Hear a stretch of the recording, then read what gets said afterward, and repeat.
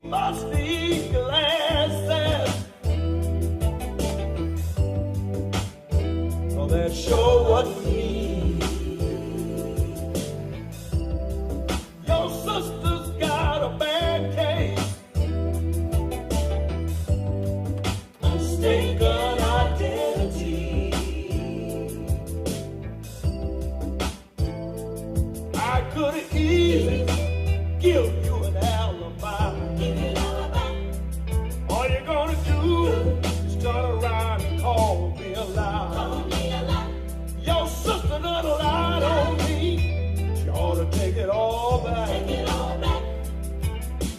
All I got to say is this about that. You didn't see my face, and it sure wasn't there.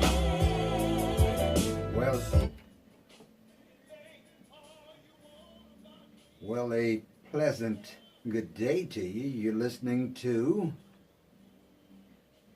WWHN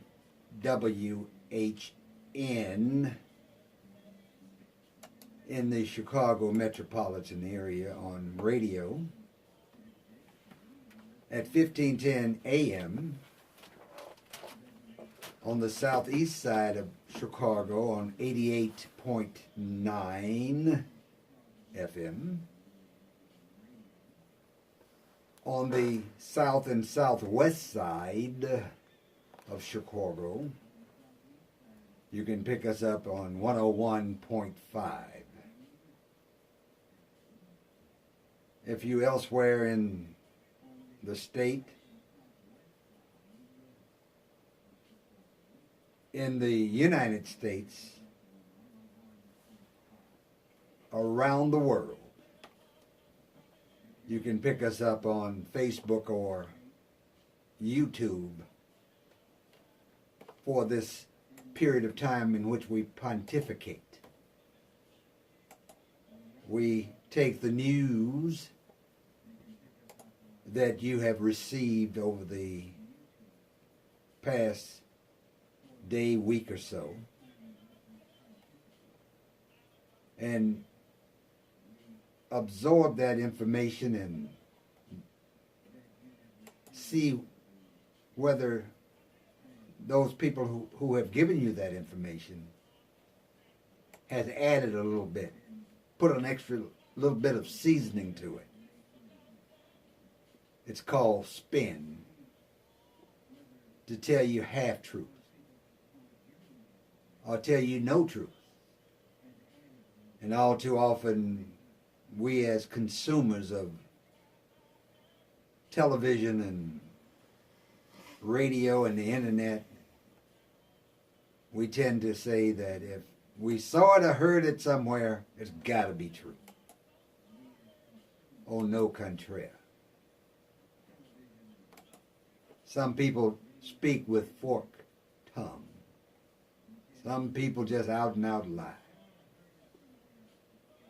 Some people will tell you, believe me, bigly. But every word that uttered from between their gums is a lie. Those who lie, they have a twitch. They have something that always is a clue to when they're getting ready to lie. When you watch Sarah Huckabee Sanders on television, she's getting ready to lie, she stutters. When Donald John Trump gets ready to lie, he starts growling, raises his voice like a pitchman at a carnival to tell you, oh no, I didn't do so-and-so, so-and-so, so-and-so, so-and-so. Oh no, and if you do so-and-so, he gets loud. But when he's caught in a lie, he becomes humble. Sort of adorable. when he tells you, believe me, grab your wallet. Grab your brain and say, whatever I'm about to hear, chances are greatly that it's a distortion of the truth. When others tell you information, sometimes you should take that with a grain of salt. Never go out and proclaim that to be fact until you have verified the same. I find myself all too often being given information, and I try my best to believe everything I've heard, everything I've read. Give you an example. The press will tell you that the person that's now before the Senate asking to be the new Attorney General, you listen to one network and they say, this man is talking out of his neck. He's saying that if given a report by Special Prosecutor Mueller, he will take that report and read it for himself and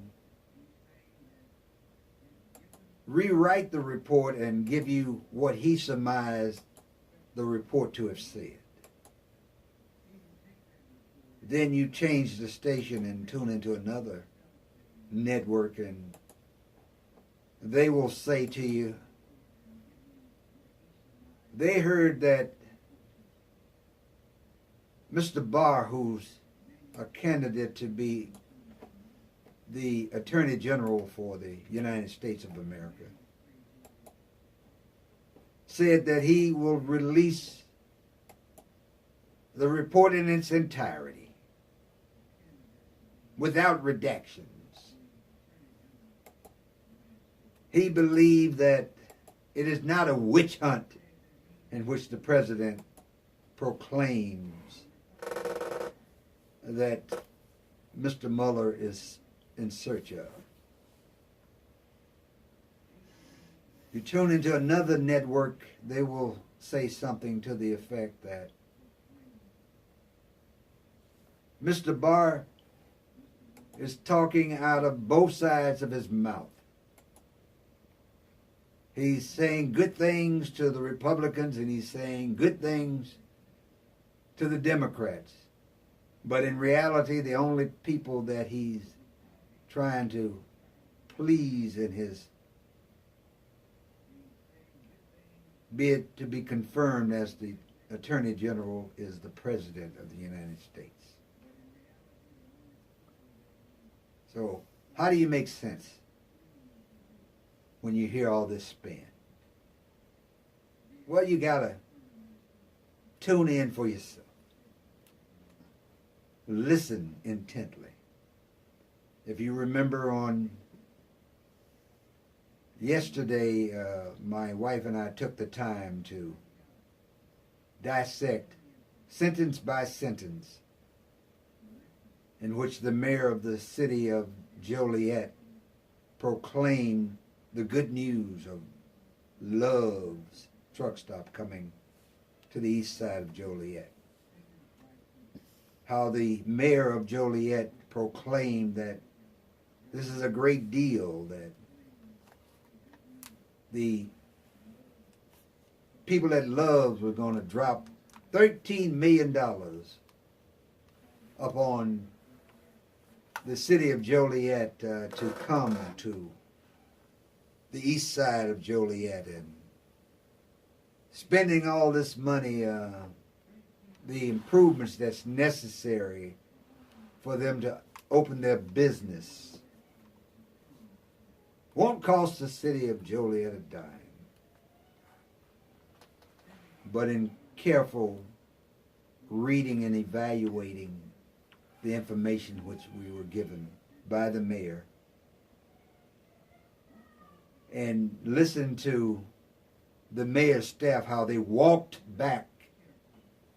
What I mean by walked back, that's a word that the press uses to say, take a lie back and add some truth to it. Well, the mayor's office walked back the statements in which the mayor said, and we found out that this so-called $13 million that Loves was going to invest in Joliet, not a dime of it was going to be their money. But they were going to spend a little money to invest on the east side of Joliet. One was to ask a preacher to go against God and his church and man and take this filthy lucre, aka $100,000, to lobby in behalf of their project, to ease its way through council and tell all the people of color and all the white people who may have an interest and all the people who are on the side of getting this truck stop to the east side of Joliet the same lockstep that the mayor had, that this is a free and a bargain, a wonderful thing for the people on the east side. But the mayor's office said, no, that $13 million that Loves is going to spend, not really. We're going to advance Love the price of running sewer and water lines from the city out to where they plan to build this project. The city going to spend that. That's going to be $2 million or so out of the city's pocket. The mayor's office walked back that little bit in which the mayor said. The mayor's office said that the mayor had said that Loves was going to pay for the improvement on the bridge over Interstate 80, which needs to be done to facilitate these heavy trucks. The mayor's office walked that back and said, oh, no, we can't do that. The mayor said that all kinds of businesses had expressed an interest to come to the area where this Love's truck stop is going to be. The mayor's office, the minions who work for the mayor, walked that back and said, well, people may have expressed an interest, but when asked about it, they couldn't give you a single name. The mayor said that Love's going to be in business in 2019. But there was a letter that the mayor's office received from the state of Illinois Department of Transportation, said this project won't even be funded till like 2024. So how are these big trucks going to get across this bridge that can only take 20,000 or 40,000 pounds and you're going to have as many as 10 80,000-pound trucks on this bridge. The mayor's office had no answer.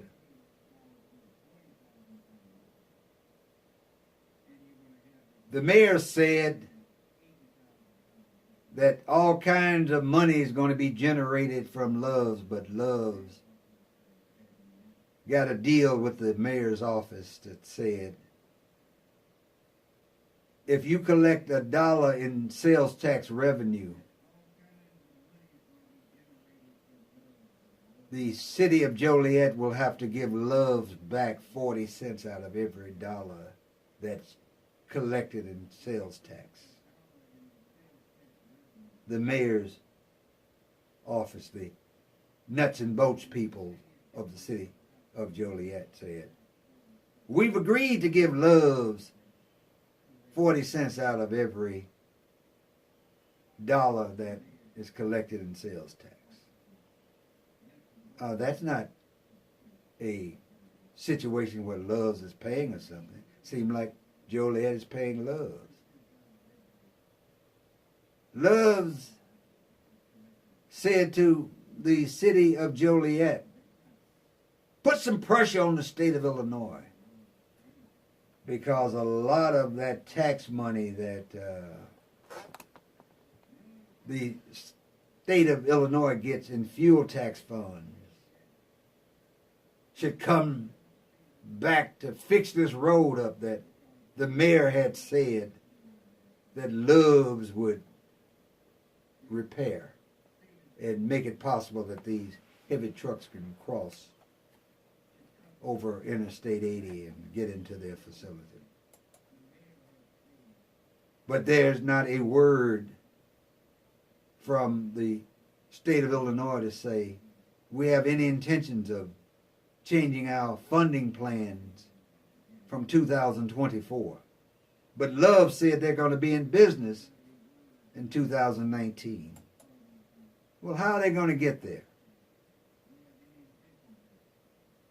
You think that the state of Illinois is going to not have their weight trucks sitting there so when these heavy-duty trucks try to cross that bridge, they're going to write them these $500 tickets and they can't move their trucks the minute they cross that bridge and collect that revenue, as did the city of Lockport when they were jacking those trucks up for trying to go one block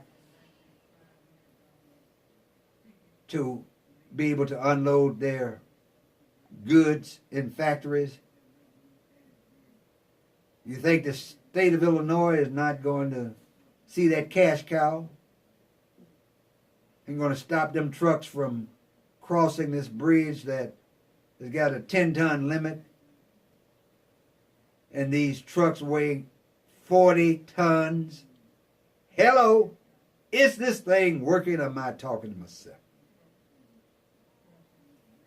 The state of Illinois got a lot of portable scales.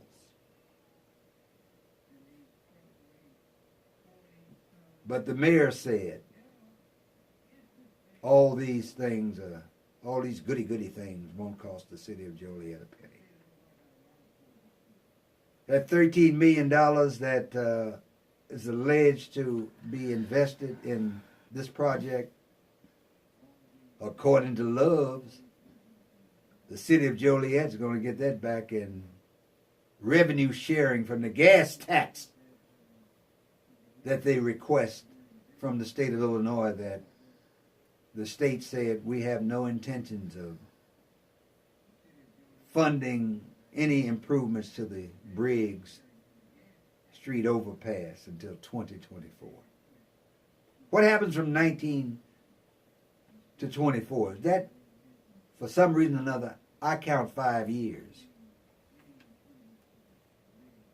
before those 600 trucks can cross that bridge. Love said to the city of Joliet, for 10 years, give me 40 cents out of that dollar in which you earn in sales tax.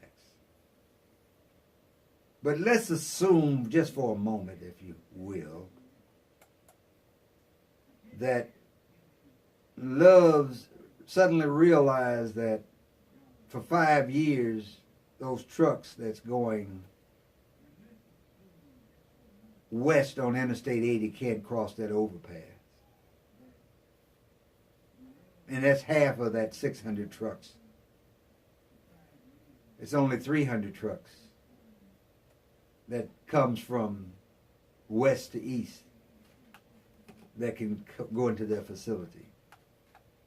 Let's assume that those 1,200 cars that Love believed would fill up with gas there, but as opposed to Love's having a monopoly on that, the Speedway service station on the north side of the street says whatever price that Love's charge for gasoline or diesel fuel, we're going to charge 10 cents a gallon less. Hello? Is this thing working, or am I talking to myself? What do you think those trucks with those 50 and 100 and 250 gallon tanks will stop and fuel up? Hello? So Love's decide in a year or 2 years that they're up and moving. We asked the city of Joliet, do you have any guarantees from Love that they're going to be there for 10 years? That's what a negotiator asked the people who worked for the mayor of Joliet. Well, no, we don't have any guarantees. The negotiator asked the people who are the nuts and bolts people for the mayor, do you have any written commitments from any of those so-called people that the mayor said is coming to invest and build their shops around this Love's truck stop and country store? Well, no, we don't have any written commitments. The negotiator asked those nuts and bolts people for the city of Joliet, do you have any written commitments from Love's that they guarantee they're going to be there for 10 years and drop that $13 million? We're just in the negotiating stages. You're in the negotiating stages. How is that you've already agreed to do all these things and you have no foundation? Basic principle. What did Peter say? On this rock I'll build my church, and the very gates of hell shall not prevail. Well, what is the city of Joliet building this Love's project on? Faith and keister. There's another word starts with an A and ends with an S. Faith and A with an S. With WHN. Fell in love with a chicken hawk. Well, the girl had chicken, fell in love with a chicken hawk. Now had a whole heel, but that hawk sweet talk.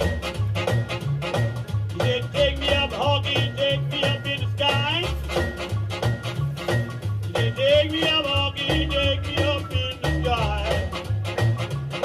I'm just a little bit of chicken and I don't know how to fly. He said, up and away, we gone fly all day. Up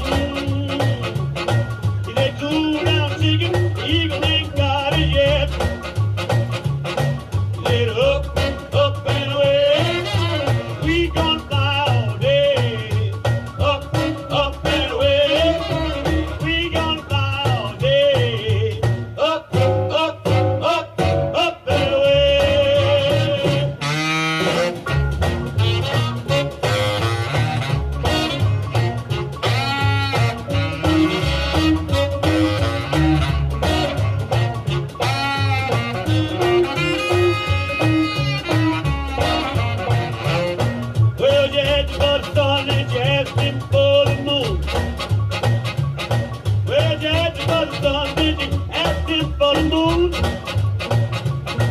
Say cool down, baby. We're gonna be there soon. Yeah, up and away. We gonna fly all day. Up and away. We gonna fly all day. Up and away.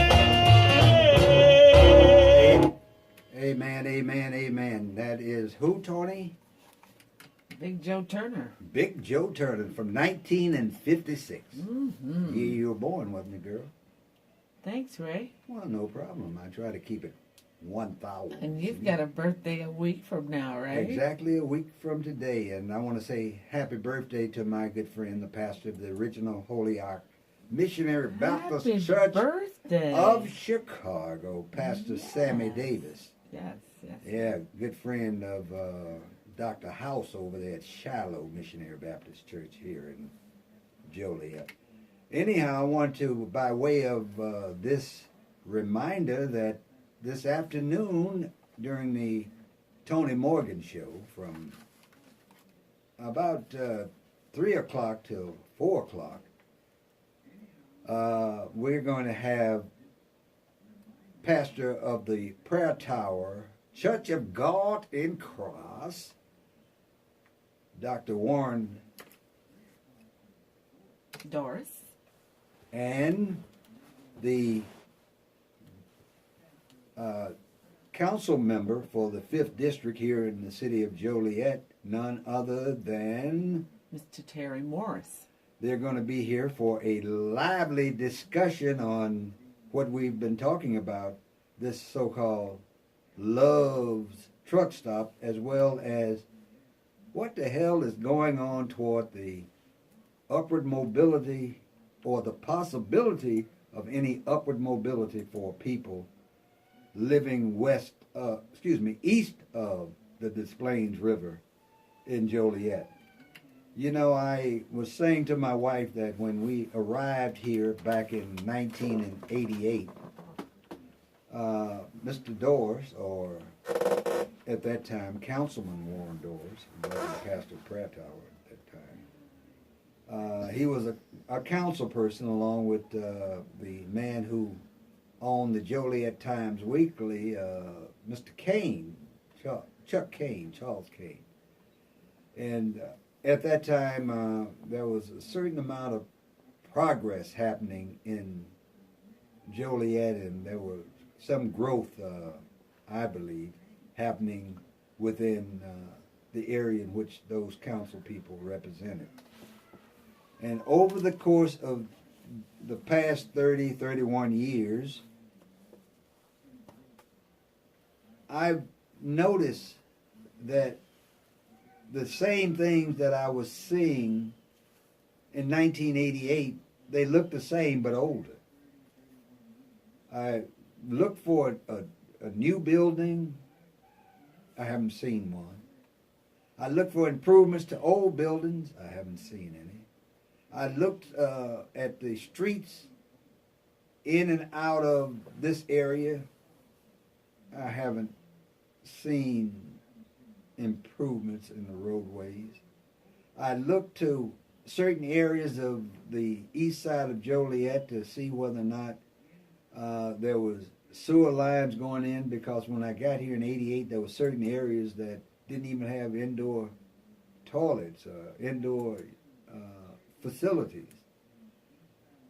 And I happened to get off on Chicago Street the other day in Richard Street, and I went up and down those streets, and I remember back in 88, 90, there were these big sewer pipes right on Chicago Street, you know, that they were going to put these sewer pipes in the ground and have decent sewer lines and stuff. And would you know it, when I went down those same streets a few weeks ago, when I went to pay my property tax bill, what did I see in the streets? Those same sewer pipes that had not been buried in 20 or 30 years. And I said to myself, self, I owe the city of Joliet an apology. Me, the communicator of the city we're licensed to. When I come to Joliet, I come in from Chicago, from far east of Joliet, and I get off at Briggs and I come to the studios and I take care of broadcasting, fixing my equipment, and living up to my commitment to say that we have a building in Joliet and we service the community by what's on the air.